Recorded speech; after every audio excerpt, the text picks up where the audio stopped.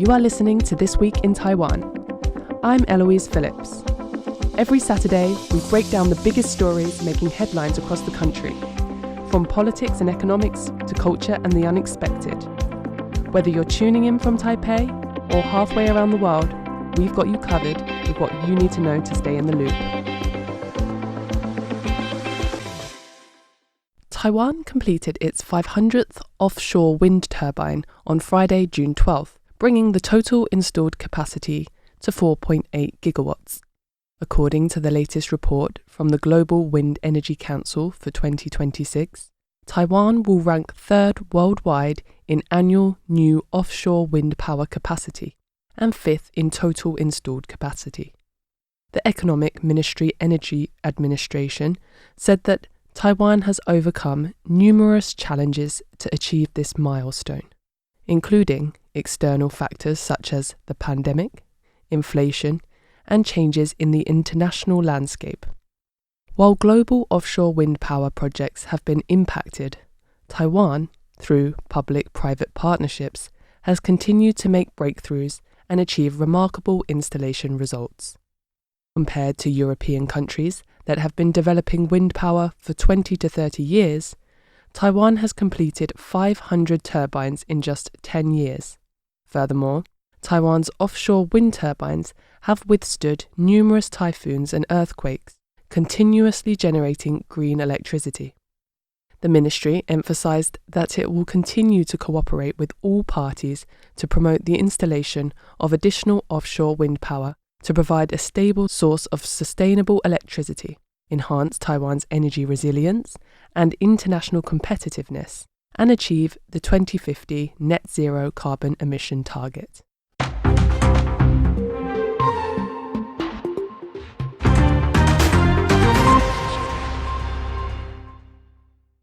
Taipei City won the 2026 Lee Kuan Yew World City Prize Special Mention, making it the first in Taiwan to win the prestigious honour.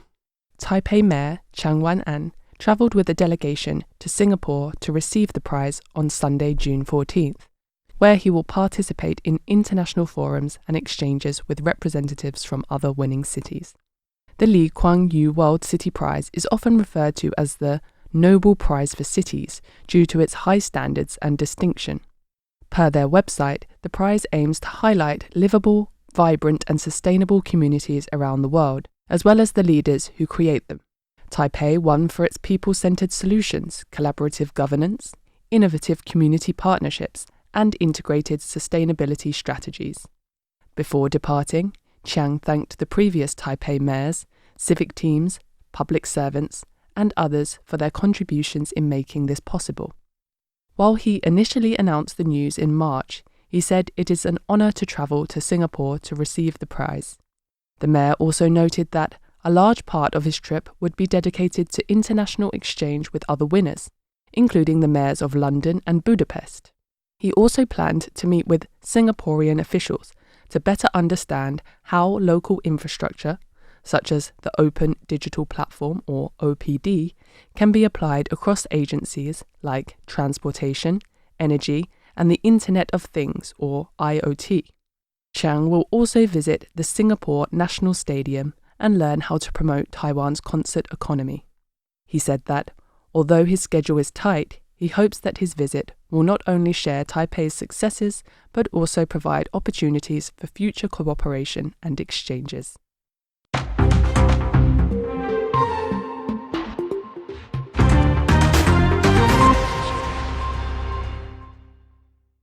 Taiwanese law enforcement officials on Tuesday displayed 281.2 kilograms of heroin and 353.6 kilograms of ketamine seized in a boat raid that officials described as the largest heroin seizure in nearly 5 years. The operation, carried out with assistance from the U.S. Drug Enforcement Administration, or DEA, stopped drugs worth several billion Taiwan dollars from reaching the market, according to the Justice Ministry's Investigation Bureau, or MJIB.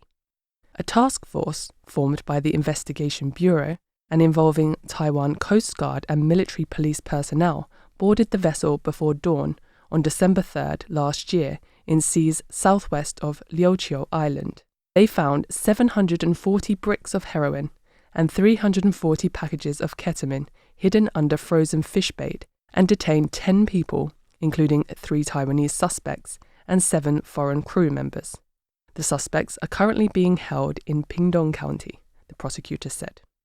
Speaking at a news conference in New Taipei City, Premier Zhou Rongtai said the operation showed that Taiwan and the United States had achieved, quote, considerable results, end quote, in intelligence sharing, technological cooperation, and personnel contacts in fighting crime.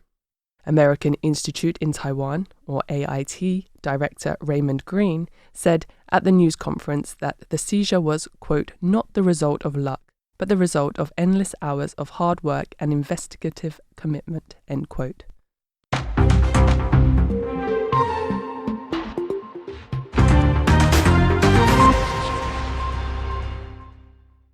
Taiwan's Investigation Bureau has opened Zhonghe Investigation Park in New Taipei City, boosting forensic, national security and crime-fighting capabilities.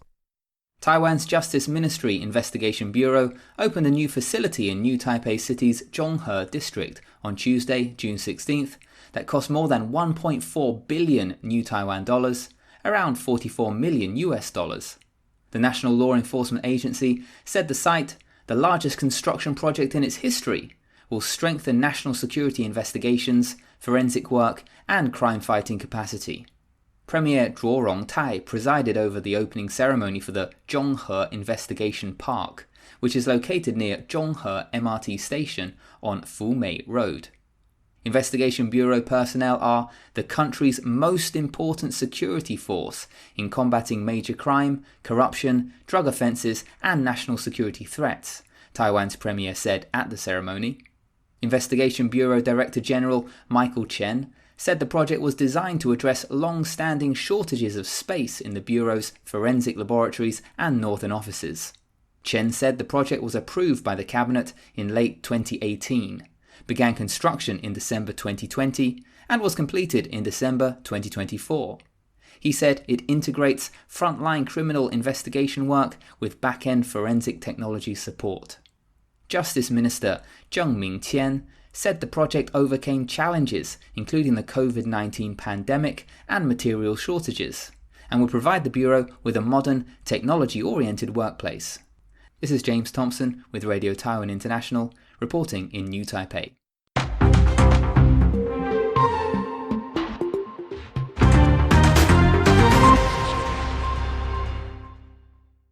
In mid-June, the US Senate Committee on Armed Services approved provisions of the National Defense Authorization Act for fiscal year 2027, or NDAA, restructuring its regional defense framework and incorporating Taiwan and the Philippines into the First Island Chain Security Cooperation Initiative, according to reports. The move marks a shift in treating the two as separate defense entities and replaces the previous Taiwan Security Cooperation Initiative. Deputy Defense Minister Su Shijian said on Wednesday that the original Taiwan-aimed initiative aimed to support Taipei by funding authorization, joint training, and stockpiling of military equipment to counter regional threats. He noted that, while the name has changed and the scope of assistance expanded, the core mechanisms remain unchanged and continue to include Taiwan. The NDAA also authorizes the Pentagon to establish a new war reserve stockpile program. Xu said, regarding ammunition stockpiles, it refers to the entire First Island chain, including Taiwan. As we have only just seen the information, we are still working to understand its implications and will continue discussions with the US. Xu added that Taiwan's military continues to prioritize unmanned and counter-unmanned systems, calling them essential to modern warfare. He also said training for newly delivered weapons systems is conducted ahead of their arrival to ensure readiness.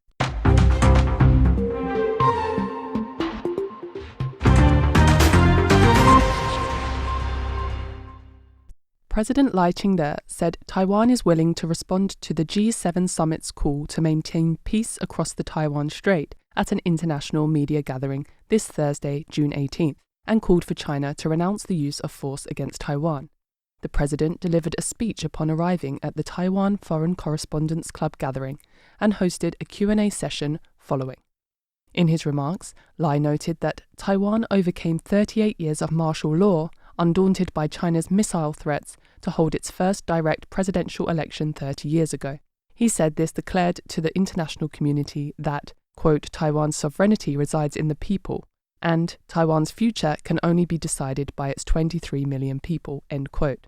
President Lai stated, Taiwan is willing to respond to the G7's call and will firmly cooperate with the international community to maintain the status quo of peace and stability across the Taiwan Strait. We also urge China to abandon its military buildup in the South China Sea, East China Sea and Taiwan Strait, and to renounce the use of force against Taiwan. On the principle of equality and dignity, Taiwan is willing to engage in exchanges and cooperation with China to promote peaceful and prosperous development. Lai said Taiwan is grateful for the G7 summit's reaffirmation that it will not allow any party to change the status quo, especially opposing any attempt to change the status quo by force or coercion.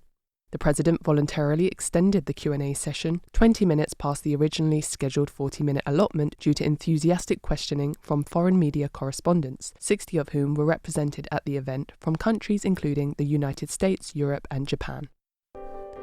And that is it for This Week in Taiwan. My name is Eloise Phillips.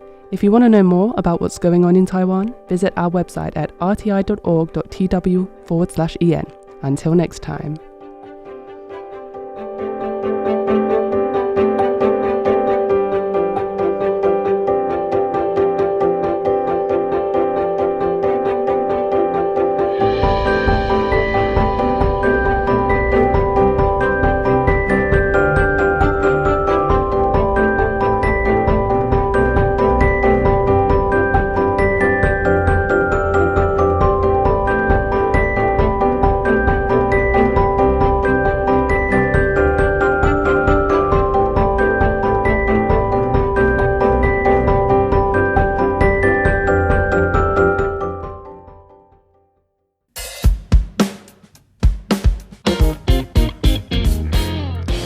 Apple Podcast, Google Podcast, SoundOn Podcast, Spotify, you name it, we're on it.